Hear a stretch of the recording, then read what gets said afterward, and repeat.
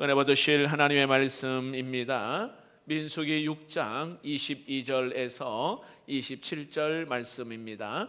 구약 성경 205면이 되겠습니다. 여호와께서 모세에게 말씀하여 이르시되 아론과 그의 아들들에게 말하여 이르기를 너희는 이스라엘 자손을 위하여 이렇게 축복하여 이르되 여호와는 너에게 복을 주시고 너를 지키시기를 원하며 여호와는 그의 얼굴을 내게 비추사 은혜 베푸시기를 원하며 여호와는 그 얼굴을 내게로 향하여 드사 평강 주시기를 원하노라 할지니라 하라. 그들은 이같이 내 이름으로 이스라엘 자손에게 축복할지니 내가 그들에게 복을 주리라. 아멘. 오늘 제목은 부모는 왕같은 제사장으로 이렇게 축복하라. 이 말은 아내든 남편이든 할아버지 할머니든 상관없어요. 이렇게 축복하라. 이런 제목으로 말씀을 함께 나누고자 합니다. 여러분, 이 땅의 모든 부모는 자녀들이 나보다도 더 잘되고 성공하기를 바라잖아요. 좋은 학교에 나오기를 바라고, 그리고 또 좀 더 좋은 환경에서 살기를 바라고, 또 선한 영향력을 끼치기를 바라는 게 부모 마음입니다. 잘 되기를 바라는 마음이에요. 부산에 어떤 은행의 지점장 되시는 분이 부산 범어사에 다니는데 이분이 불교 신자도 아니에요. 그런데 고3 딸이 있어서 새벽 2시만 되면, 내가 딸에게 해줄 수 있는 거 보니까 없거든요. 새벽 2시마다 가서 기도한다는 거예요. 예수를 믿지 않는 사람, 이 자녀를 향한 귀한 마음 있잖아요. 아주 정말 내가 해줄 게 없으니까 기도밖에 없다고. 그러니까 이 부산 범어사 굉장히 크거든요. 가서 기도한다는 거죠. 여러분, 예수 믿는 부모들도 역시 자녀를 위해서라면 온갖 희생과 헌신을 하지 않습니까? 자, 그렇다면 우리의 자녀가 부모가 희생하고 헌신한 만큼 행복한 인생일까? 여러분, 어떻게 생각하세요? 초록우산 어린이재단에서 초등학교 5학년에서 고등학교 2학년 2231명을 대상으로 행복지수 설문조사를 했어요. 상중하로 설문조사했는데 86.9%가 하로 나왔습니다. 별로 안 놀라시네요. 행복하지 않다는 거예요. 행복하지 않다는 거예요. 지금 우리 자녀 세대는 부모 세대보다 비교해 보면 더 좋은 환경에 사는 그런 환경입니다. 그런데 더 많은 염려와 불안과 더 많은 두려움 가운데에 있다는 말이에요. 끊임없이 비교의식과 그리고 낮은 자존감을 가지고 행복하지 않는 시간을 보내고 있다. 아이들이 답변한 내용이에요. 물론 여기에는 여러 가지 사회적 문제도 있고 여러 가지 이유도 있겠지만, 저는 목회자 입장에서 생각해 본다면 부모가 자녀를 위해서 잘못 사랑하기 때문이 아닌가, 그 생각을 해봅니다. 그러니까 성경이 말하는 자녀 사랑, 남편 아내 사랑, 성경이 말하는 어떤 부모의 욕심과 이기적인 욕망이 아니라 하나님이 말씀하시는 이 말씀, 그리고 하나님이 요구하시는 이 기도, 이런 기도가 있어야 되는데 엉뚱한 방향으로 그렇게 자녀를, 또 우리 가족들을 대하지 않나 생각해 보면, 그래서 저는 이번 한 주간을 여러분 두드림 특세를 준비하면서 자녀를 축복하는 마음, 아내와 남편과 부모를 축복하는 마음, 그 마음을 가지고 오늘 본문, 과거에 한번 했던 말씀이지만은 더 깊이 묵상해서 함께 나누고자 합니다. 오늘 이 본문은 모세를 통하여 그 아론과 그 아들들에게 이스라엘 민족을, 백성들을 이렇게 축복하라. 한번 따라해 봅시다. 이렇게 축복하라. 이렇게 말씀하거든요. 22절, 23절을 보겠습니다. 여호와께서 모세에게 말씀하여 이르시되 아론과 그의 아들들에게 말하여 이르기를 너희는 이스라엘 자손을 위하여 이렇게 축복하여 이르되. 여러분, 하나님은 성경을 보니까요, 아무에게나 축복을 선포하라 하지 않아요. 아론과 그 아들들에게 축복하라, 그렇게 말하거든요. 여러분, 아론과 그 아들들은요, 누굴까요? 제사장이에요. 제사장. 여러분, 제사장이 해야 될 책무 가운데에 바로 축복하는 권한이 있거든. 축복을 선포합니다. 자, 그렇다면 구약의 제사장만 가능할까요? 그렇지 않습니다. 오늘 우리는 신약 시대를 살고 있잖아요. 하나님의 사람이라며, 믿음의 사람이라며, 예수 믿는 사람이라면 누구든지 축복할 수 있는 줄로 믿습니다. 자, 어떻게 해요? 우리 모두는 다 예수를 믿음으로 왕 같은 제사장이 모두가 다 되었어요. 왕 같은 제사장. 우리도 제사장이에요. 그래서 언제든지 은혜의 보좌 앞에 나갈 수 있고 언제든지 기도할 수가 있다 이 말이에요. 특별히 부모는 가정의 제사장입니다. 남편은 가정의 제사장. 그래서 자녀를 마음껏 축복할 수 있는 특권을 가지고 있습니다. 자, 보십시오 여러분. 믿는 부모와 믿지 않는 부모의 차이가 뭘까요? 용돈을 더 많이 줍니까? 관심이 더 많습니까? 아니, 예수 믿지 않는 부모가 오히려 더 자녀에 대한 관심이 많을 수도 있어요. 그 차이는 여러분, 예수의 이름으로 자녀를 축복할 수 있다는 사실을 믿으시기를 바랍니다. 그러나 여러분, 예수 믿지 않는 사람은 예수의 이름으로 축복할 수가 없는 것입니다. 여러분, 하나님의 자녀된 우리들만이 예수의 이름으로, 그 이름으로 자녀를 축복할 수가 있습니다. 롤프 기복이라고 하는 사람이 쓴 책입니다. 하루에 한 번 자녀를 축복하라. 그 책이 어떤 내용이냐면, 자녀를 위해 가장 큰 투자가 뭐냐? 자녀를 위하여 하루에 한 번 기도하는 것이라. 이게 핵심의 내용입니다. 자녀를 위해서 가장 확실한 투자는 자녀를 위해서 하루 한 번 여기 축복하는 것이다. 저는 이 말이 굉장히 100% 동의합니다.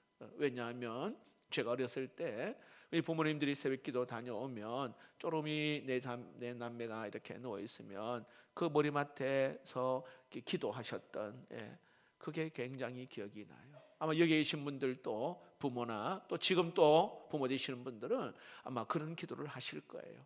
자녀 머리맡에. 혹시 그렇지 못하다면 지금부터라도 괜찮습니다.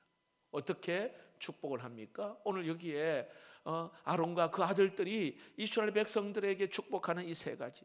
여러분, 자녀, 손자, 손녀, 남편 머리맡에서 마음껏 축복하는 거예요. 여러분, 축복하는 건 돈 드는 것도 아니고 마음이 있으면 되고 믿음이 있으면 가능한 줄로 믿습니다. 자, 이 말씀을 다시 한번 자세히 보시면 하나님은 자, 이렇게 축복하라고 말하고 그 내용에 대해서 설명하십니다. 그리고 마지막에 뭐라고 말씀하셨는지 보십시오. 그 마지막 끝절에 보시니까 보면 그들은 이같이 내 이름으로 이스라엘 자손에게 축복할지니, 따라해 봅시다. 내가 그들에게 복을 주리라. 네. 자, 쭉 내용을 설명하면서 내가 그들에게 복을 주리라 말씀합니다. 여러분, 오늘 이 말씀의 의미는요, 하나님만이 복의 근원이 되신다라는 의미예요. 하나님만이 유일한 복의 근원이 됨을 강조하고 있습니다. 여러분, 다윗이요 시편 16편 2절에 성경 이렇게 말합니다. 내가 여호와께 아뢰되 주는 나의 주님이시오니 주밖에는 나의 복이 없다 하였나이다. 그러니까 하나님 외에는 복을 주실 분이 없다 이야기하는 거예요. 야고보 사도도 야고보서 1장 17절 말씀에 온갖 좋은 은사, 온전한 선물이 다 위로부터 빛들의 아버지께로부터 내려오나니. 여러분, 은사, 선물, 온갖 좋은 축복은 하나님께로부터 온다라고 강조하고 있는 내용입니다. 자, 그렇다면 여러분, 하나님이 오늘 여기에 하나님의 자녀에게 이렇게 복 주시기를 기뻐하시는 우리 주님이신데, 자, 구체적으로 하나님이 주시고자 하는 그 축복이 무엇인지, 자, 오늘 여기 세 가지 24, 25, 26절 먼저 따라해 봅시다. 하나님의 보호하심입니다.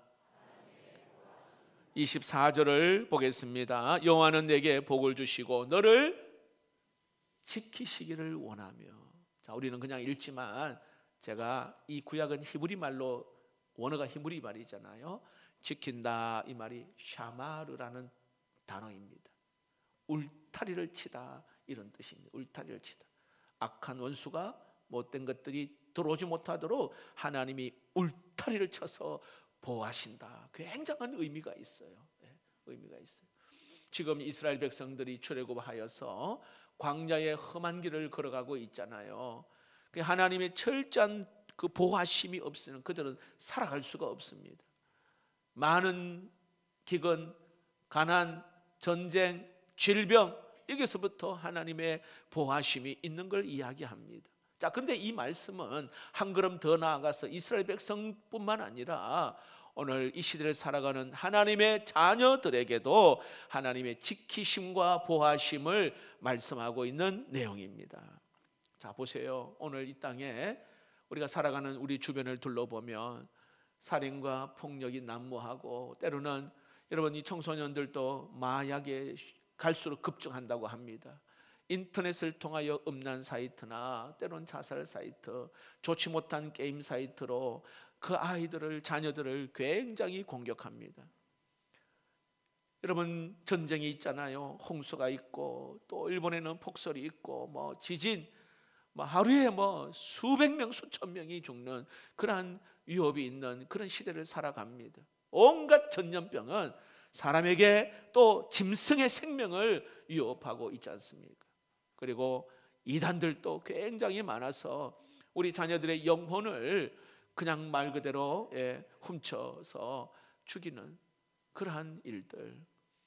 특히 여러분 유튜브는 굉장히 조심해서 봐야 돼요. 분별 없이 봤다가는 여러분 우리 자녀들 또 우리 가족들이 영적으로 병들게 돼요. 그래서 성경은 말합니다. 여기에 마귀가, 사탄 마귀가 우는 사자같이 두루 다니며 누구를 잡아먹을까 이렇게 두루 다니며 찾고 있다.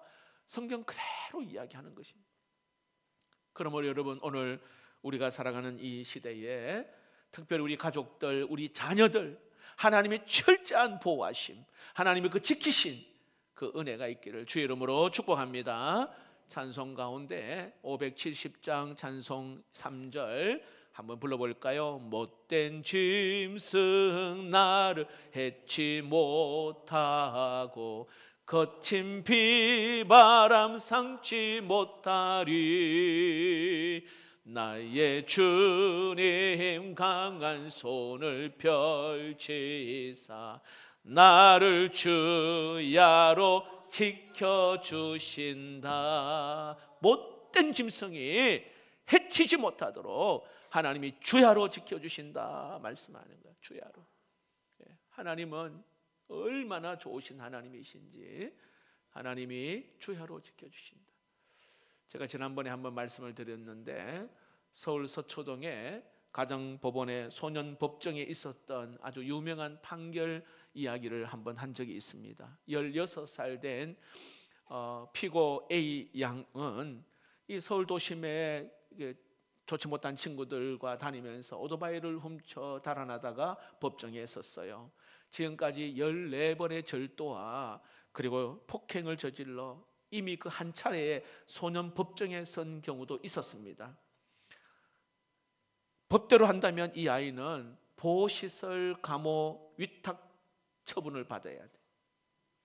법대로 한다면. 그런데 김기옥 판사는 이 A양에게 아무 처분을 내리지 않습니다. 그래서 그리고는 그 법정에서 일어나서 그 A양을 향하여 한번 일어나 보라고 말합니다. 좀 움츠린 이 A양은 삐죽삐죽하면서 일어나거든요. 그리고 이 판사가 이야기하는 거예요. 나를 따라 한번 해보라는 거예요. 나를 따라가. 힘차게 나를 따라 해보라고. 나는 세상에서 가장 예쁘다. 갑자기 판사가 그 이야기를 하니 이 A양이 머뭇거리는 거예요. 나는 이 세상에서 가장 예쁘다. 크게 한번 해보라고. 나는 이 세상에 가장 예쁘다. 나는 무엇이든지 할 수 있다. 나는 무엇이든지 할 수 있다. 나는 이 세상에 두를 것이 없다. 따라하라는 거예요. 나는 이 세상에 두를 것이 없다. 나는 이 세상에 혼자가 아니다. 나는 이 세상에 혼자가 하다가 아이가 울음을 터뜨린 거예요. 혼자가 아니다. 이 김묘 판사는 이 결정을 내린 이유는 그 A 양이 왜 이렇게 못된 길로, 잘못된 길로 간 내용들을 알고 있어요. 쭉 그 내용을 보면서 원래는 이 아이가 반에서 굉장히 공부를 잘했어요. 간호사의 꿈을 갖고 있는 아이였습니다. 그런데 성폭행을 당하여 완전히 삶을 망가뜨린 거예요. 그 뒤로부터 심리적인 고통이나 여러 가지 후유증으로 학교 생활에 적응하지 못하고 나쁜 친구들을 만나서 그냥 범행을 저질러 보다 보니 여기까지 오게 된 거예요. 그래서 이 김기호 판사는 그 법정에 있는 사람들에게 말합니다. 이 아이는 가해자로 재판장에 왔습니다. 그러나 이렇게 삶이 망가진 것은 이 아이 때문만은 아닙니다. 자, 이 말을 하면서 눈시울이 붉어진 이 김 판사는 눈물 범벅이가 된 이 애 양을 앞으로 불러 세웁니다. 그리고 너 이 세상에서 제일 중요한 게 뭔 줄 아니? 너 자신이야. 너 자신, 바로 너야. 이것만은 절대로 잊어서는 안 돼. 앞으로 힘든 일이 있어도 이걸 꼭 이겨낼 수가 있어. 너가 굉장히 중요해. 그리고는 그 아이의 손을 내밀어 손을 잡습니다. 그 하는 이 아이가 마음 같아서는 안아주고 싶은데 너와 나 사이에 이 법대가 가로막혀 있어서 이 정도밖에 하지 못해 미안하구나 이야기합니다. 여러분, 저는 그 글을 읽으면서 하나님을 한번 생각해 보았습니다. 14번의 절도를 저지른 이 소녀를 모든 사람들은 범죄자라고 말을 합니다. 그런데 이 판사는 이 아이는 회복될 아이로 본 거예요. 자, 그렇다면 하나님은 여러분 우리를 보시면서, 우리 자녀를 보시면서, 여러분 우리는 생각해 보세요. 절망적인 그런 상황들, 때로는 정말 돌이킬 수 없는 그 죄인의 모습이었는데 우리 하나님은 우리를 보시는 그 눈이 그렇잖아요. 너는 다시 회복되어야 될, 우리의 자녀는 다시 회복되어야 될 하나님의 사랑하는 자녀인 줄, 그 마음으로 우리를 보고 계시는 줄로 믿습니다. 다시 회복될 사람, 다시 일어날 사람으로 우리 하나님은 보는 거예요. 판사는요, 이 법대 때문에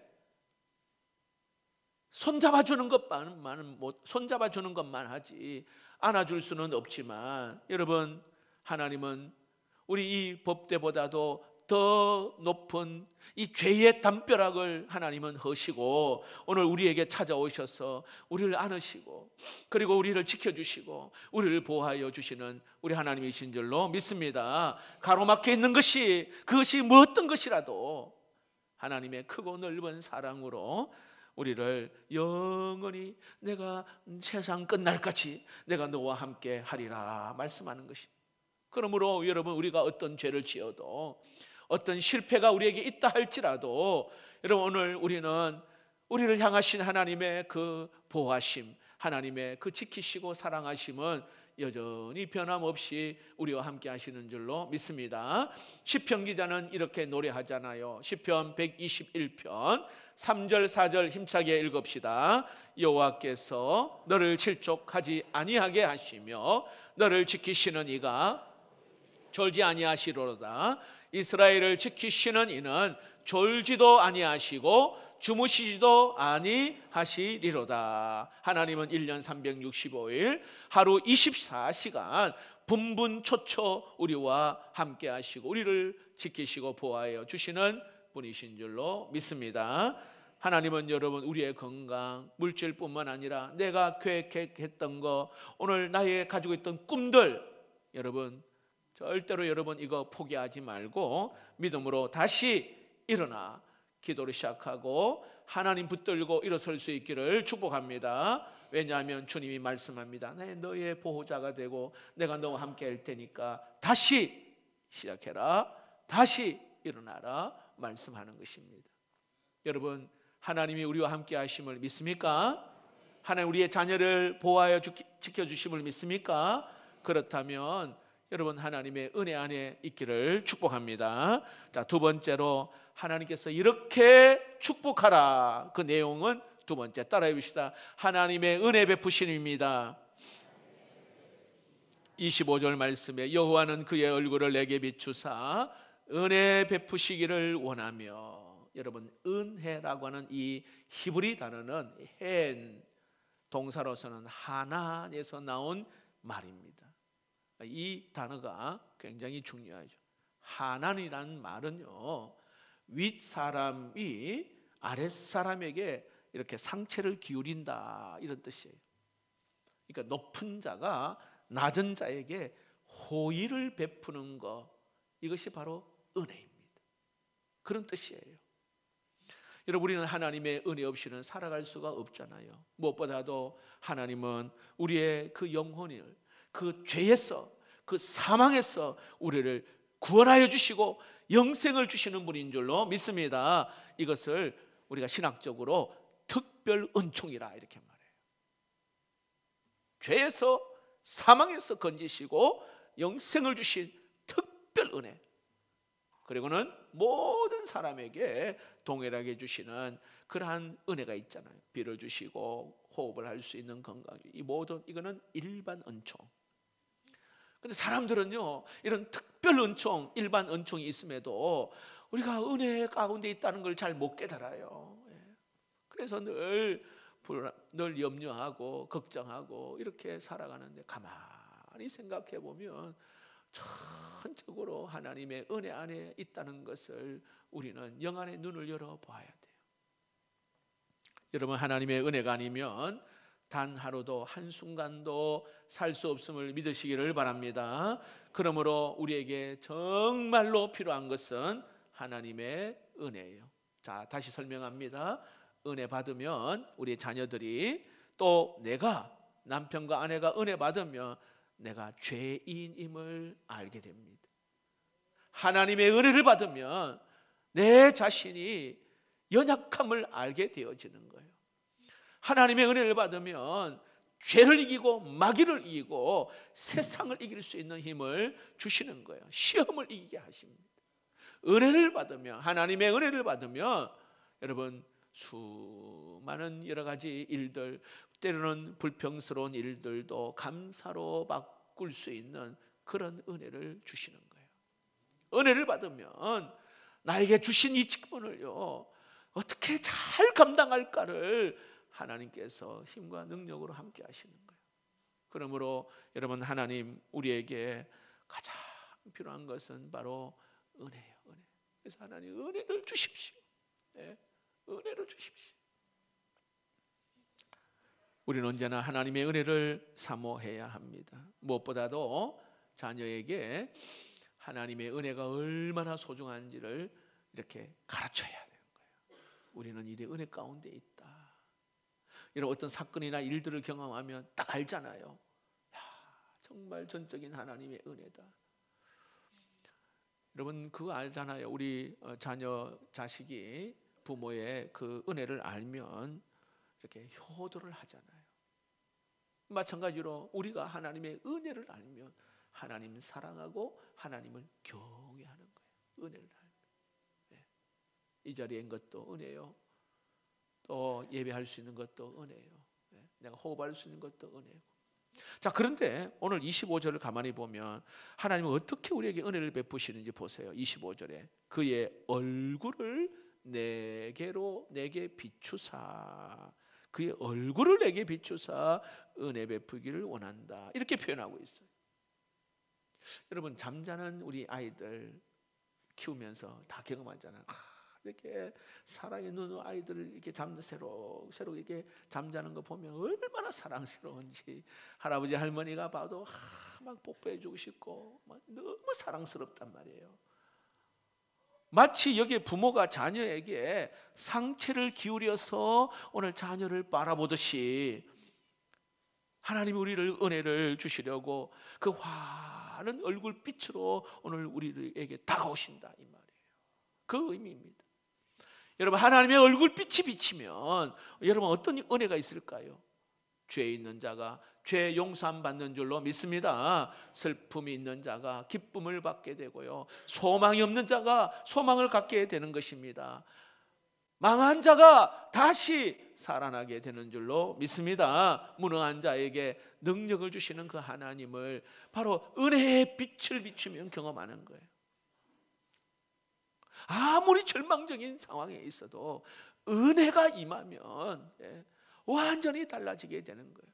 여러분, 찬송가 작사를 많이 한 파니 크루스비라고 하는 여사, 여러분 많이 들어보셨죠? 그분은 딱 태어나자마자 6개월 만에 실명을 했어요. 실명을. 근데 그녀가 하나님의 은혜를 체험했거든요. 그러니까 찬송 가사를 보면 늘 감사하고 늘 하나님께 영광 돌리는 그 찬송시를 9,000개나 지었어요. 9,000개나. 우리가 자주 부르는 곡 대부분이 바로 크로스비 여사가 지은 그러한 찬송시입니다. 그가 95세에 이런 이야기를 했습니다. 얼마나 감사하며 살았는지 그가 이런 고백을 해요. 나는 눈이 먼 것을 감사하게 생각합니다. 이 세상에서 눈을 뜨고 싶지 않습니다. 왜냐하면 천국에 들어가서 눈을 뜬 후 제일 처음으로 주님을 보고 싶기 때문입니다. 이런 말을 했어요. 그런 은혜를 체험하니까 이런 감사, 이런 찬양, 영적인 그러한 영안을 하나님이 열어주신 거거든요. 찬송가 384장 나의 갈 길 다가도록 예수 인도하시니 어려운 일 당한 때도, 자, 어떤 은혜? 족한 은혜 주시네. 족한 은혜. 어려운 일을 당할 때도 이게 족한 은혜, 족한 은혜, 만족한 은혜를 주신다는 거예요. 만족한 은혜. 여러분, 이 크로스비가 지은 찬송시예요. 받을 만한 자격이 없는데 우리를 사랑하시고 우리를 택해 주셔서 이게 하나님의 자녀 삼으시기, 이게 얼마나 큰 은혜입니까? 주님 은혜 베푸시기 위해서 당신의 얼굴을 우리에게 비춥니다. 여러분 기도하십시오. 주여, 우리 가정에 은혜를 주옵소서. 은혜를 주옵소서. 은혜를 주옵소서. 자, 마지막으로 여기 우리가 기도해야 될 내용 중에 하나가 하나님의 평강입니다. 평강. 26절 말씀입니다. 여호와는 그 얼굴을 내게로 향하여 드사 평강 주시기를 원하노라. 여러분, 평강은 히브리 말로 샬롬, 많이 들어보셨죠? 평안, 화평, 샬롬입니다. 여러분, 자녀를 위하여, 누군가를 위하여 우리가 축복할 때 반드시 구해야 될 게 바로 하나님의 평강입니다. 왜 그럴까요? 왜 평안이 중요할까요? 평안이 없는 축복은 축복이 아니에요. 여러분, 다 가지고 있어요. 물질도 있고 잘 살고, 그리고 또 어느 명예도 있고 권력도 있고 어느 사회적 위치도 있습니다. 자, 그런데 평안이 없다, 그럼 복이 아니죠. 늘 불안하고 염려하고 괴롭고 막 죽을 것 같고 다 갖추어져 있는데 평안이 없어요. 예수님께서 말씀하시죠. 요한복음 14장 27절에 평안을 너에게 끼치노니 곧 나의 평안을 너에게 주노라. 내가 너에게 주는 것은 세상이 주는 것과 같지 아니하니라. 너희는 마음에 근심하지도 말고 두려워하지도 말라. 여러분, 세상이 주는 것은 일시적이고 한시적인 거예요. 육신적인 겁니다. 겨우 그냥 안락함, 부족함이 없는 편리함을 원하는 그 정도. 근데 여러분, 하나님이 주시는 평안은 영원한 것이고 여기에 신령한 것이라 이렇게 말합니다. 다시 말합니다. 환경과 상황을 초월하여 주는 것. 그러다 보니까 심지어 죽음의 자리에 있는데도 평안이 있어요. 완전히 그냥 환란이 있는데도 그 가운데 평안이 있어요. 하나님이 주시는 평안이 하나죠. 여러분, 샬롬의 은혜가 없이는 우리는 하루도 살 수가 없습니다. 그래서 여러분, 우리는 자녀들을 위하여, 남편과 아내를 위하여 하나님 평강의 복을 주옵소서. 예. 불안과 염려에 묶여 있지 아니하고 이 샬롬의 복을 하나님 허락해 주옵소서. 여러분, 자녀들에게 한번 물어보세요. 오늘 집에 가셔서 너 마음 평안하니? 하고 물어보세요. 어떻게 대답하는지. 오늘 말합니다. 마음에 근심하지도 말고 두려워하지 말라. 내가 너에게 평안을 준다. 이렇게. 하나님의 평강을 말씀합니다. 오늘 얼굴을 향하여 드사. 자, 그런데 이 평강을 주시는 분이니까 그 얼굴을 내게로 향하여 드사. 이게 어떤 의미일까요? 창세기 19장 21절을 보면 이게 하나님의 천사가 롯에게 말하는 장면입니다. 그가 그에게 이르되 내가 이 일에도 내 소원을 들었은즉 네가 말하는 그 성읍을 멸하지 아니하리니. 자, 여기에 우리말 성경에 소원을 들었다 이렇게 말하잖아요. 이거를 히브리 말로 옮기면 얼굴을 들었다 이 말이에요. 주님이 얼굴을 드는 거예요.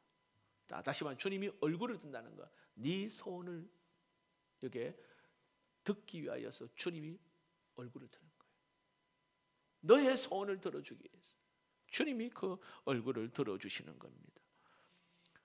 부모가 여러분 아이가 뭐라고 말하면 얼굴을 들어서 듣잖아요. 예. 아이를 쳐다보잖아요. 그런 의미입니다. 그러므로 여러분, 이 평안은 좋은 관계 속에서 이루어져야 됨을 우리가 이야기합니다. 무슨 뜻이냐면 죄를 지으면 하나님과 관계가 멀어지잖아요. 평강이 깨져버려요.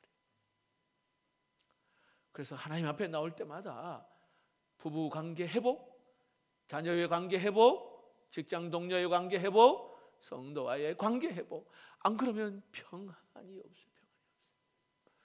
말씀을 맺겠습니다. 우리는 다 왕같은 제사장들입니다.